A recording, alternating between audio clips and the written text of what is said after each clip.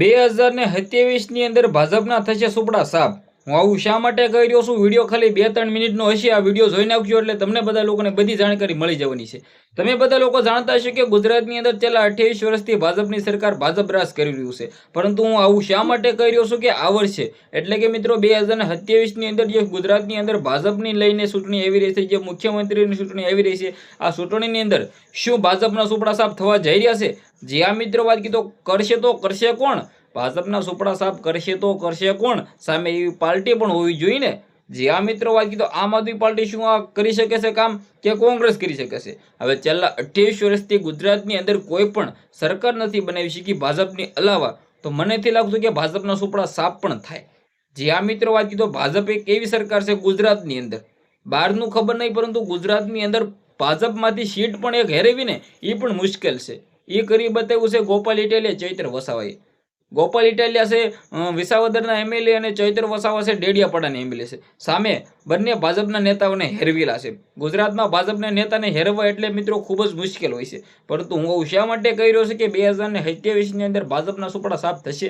કારણ કે ગોપાલ ઇટાલિયા, ચૈત્ર વસાવા અને જિગ્નેશ મેવાણી, ગેનીબેન ઠાકોર આવા મજબૂત ચહેરાઓ, તેમની સામે જો ભાજપ આવે, કોઈને પણ સીટ મળે, તો મને લાગે છે કે તેની સામે ભાઈ હારું એ ભાઈ પાક્કું છે।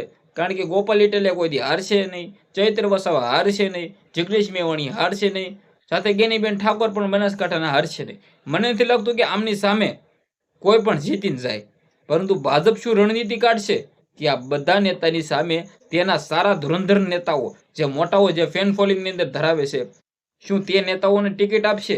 એટલે કે સામે શું ગોપાલ ઇટાલિયા સામે તો સૌથી મોટા ભાજપના નેતા થશે, ચૈત્ર વસાવાની સામે તો ભાજપના નેતા।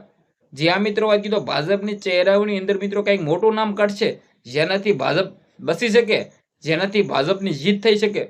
જે આ મિત્રો વાત કીધો શું સામે મોટા ચહેરાઓ નહીં આવે, તો મને નથી લાગતું કે ભાઈ આ રોકી શકે કે ભાઈ ગોપાલ ઇટાલિયા હારે કે જીતે। મને તો લાગે છે કે હોય આ બધા નેતાઓ જીતી રહ્યા છે। બાકી આમને લઈને તમારી શું રાય છે? શું ભાજપના સુપડા સાફ થવા જઈ રહ્યા છે 2027ની અંદર?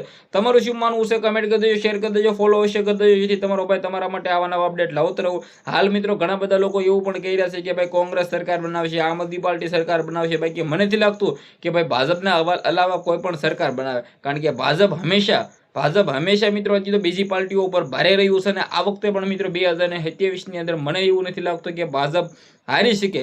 ખરેખર મિત્રો આજ કીધું થોડું ઘણું ક્યાંક જગ્યાઓની અંદર, ક્યાંક સીટોની અંદર ભાઈ તેનું ભાઈ પલડું નીચે દેખાય, પરંતુ ઓવરઓલ આપણે વાત કરીએ તો સૌથી વધારે સીટો જે લઈ જાય ત્યાં જ ગુજરાતમાં સરકાર બનાવતા હોય છે, અને હંમેશા ભાજપે સરકાર બનાવી છે, અને આ વખતે મને લાગી રહ્યું છે કે ભાજપ પોતાની સરકાર બનાવી રહી છે।